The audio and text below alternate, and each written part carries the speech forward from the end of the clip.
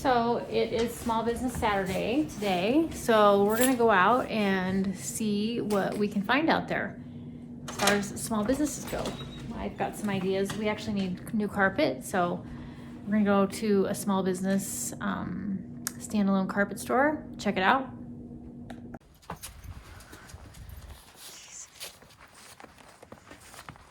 Let's get in the car, girl. Nadia, let's get in the car.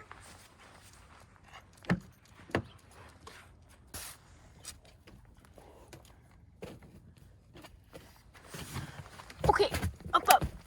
All right, there you go. That's a lot.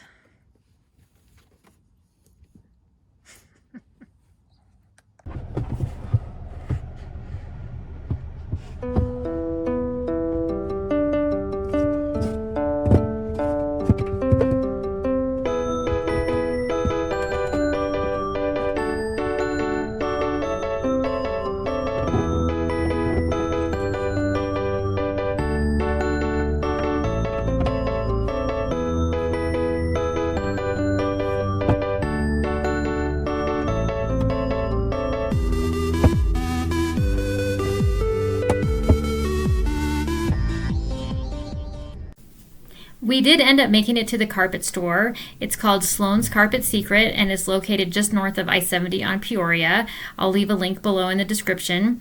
But this is a great place to go if you need carpet and you're on a budget. They carry seconds and flawed rolls that they get directly from the manufacturer, and they pass the savings along to their customers.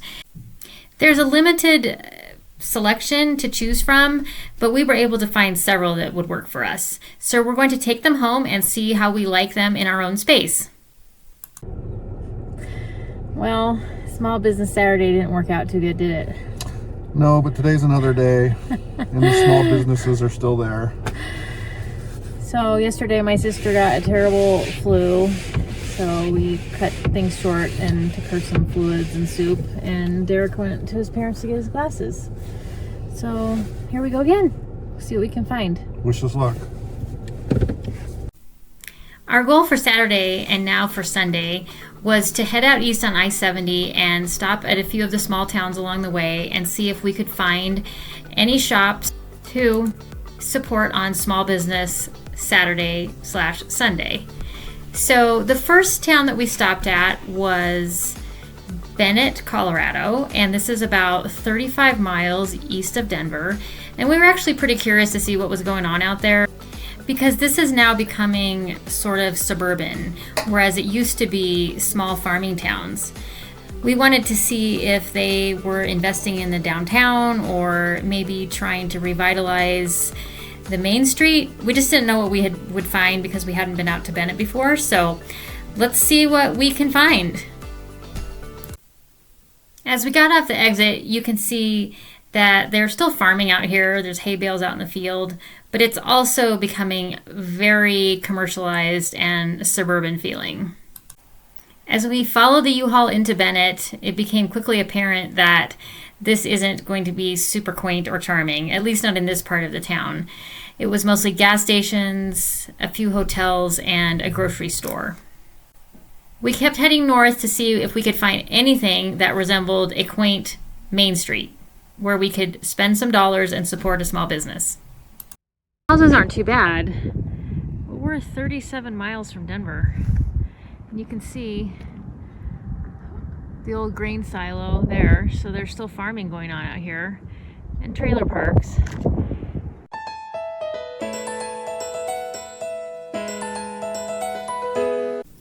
We headed north from the subdivision across the railroad tracks looking for Main Street, and we think we found what is basically the main street now, which is really more of a front street along the tracks. So there was a church, some healthcare boarded up, and a real estate office, and then the highway headed out of town. So there really wasn't a whole lot in Bennett, but we did think this old grain elevator was really cool that said Roggen Farmers Elevator, Bennett Branch. After taking a few pictures of the old grain elevator, we headed due east towards Strasburg. So Strasburg has been advertised for years in the Denver market as a great place to move your family and raise your kids in the great wide open and fresh air of Strasburg.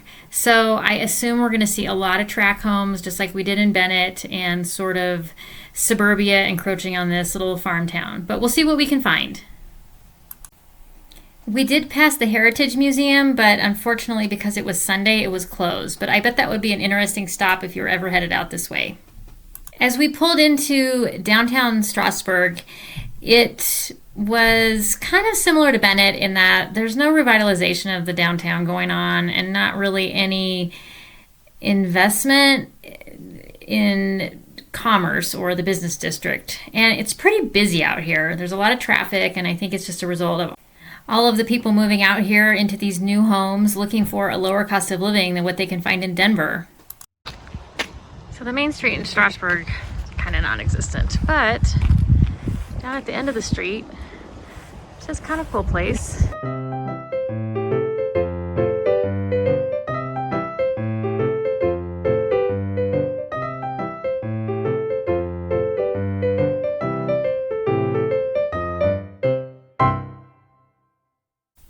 After the hotel, we headed east again towards Byers. And Byers didn't really have much going on either. It looks like somebody has built a brand new bar and grill to cater to all the suburban people that are living out here now. So that's a nice addition to the community. But everything else in Byers was mostly farming focused.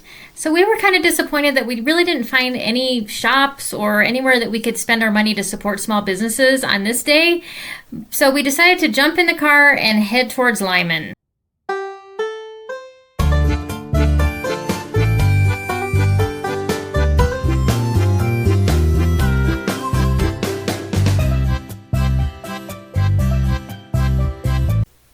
Once we got to Lyman, we were both hungry, so we grabbed a bite to eat at a local restaurant. Derek was looking for fish and chips, so the options were kind of slim. We ended up finding one, so he paid about $20 for a fish stick and potato chips, but hey, that's fish and chips. So then we ventured over to downtown and checked it out. I guess nobody told them about Small Business Sunday because everything was closed. But we did see a thrift store that would be cool to look around if it was open, and maybe one other shop. It was at least kind of a real downtown, which was cool to see. A few steps away from downtown was the Lyman Heritage Museum and Railroad Park, and this was really cool. We spent about an hour there walking around, and they had this really cool exhibit of old farm equipment.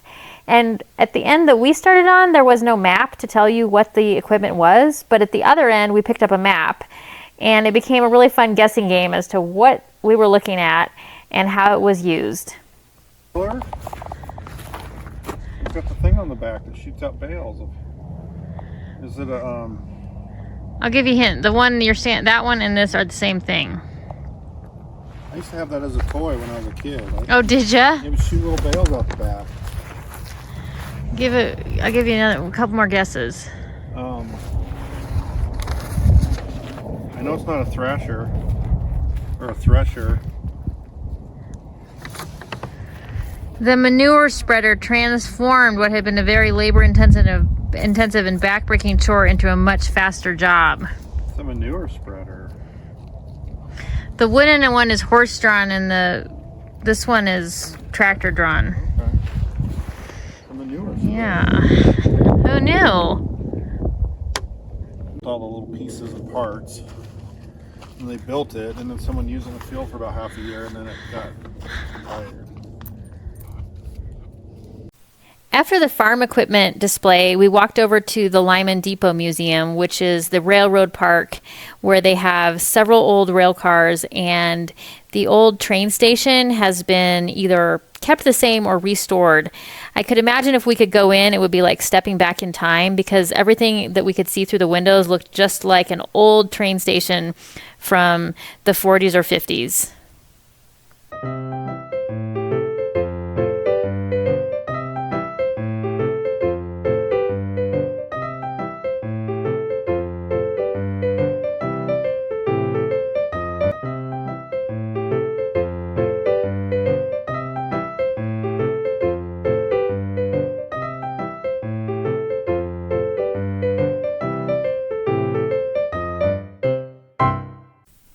after checking out all the old rail cars and the train station, we walked over to the windmill part of the railroad park and learned some more about historical windmills and how they were used, including this interesting Curry windmill where we learned about the history and how the farmers used it. So I definitely would recommend checking out this Heritage Museum and Railroad Park. And there's a lot more to do in Lyman, as indicated by this sign at downtown. It looks like there's some trails here. It was getting dark, so we didn't have a lot of time to continue looking around. But of all the towns we visited today, Lyman was the most interesting. It had a unique downtown, which looks like it has potential, and this really interesting museum with the railroad cars and the old farm equipment and windmills, which we love. So if you ever find yourself out here, definitely check out the museum and give Lyman a chance. With that, we headed home and enjoyed a very peaceful evening, enjoying the views on the Eastern Plains as the sun set.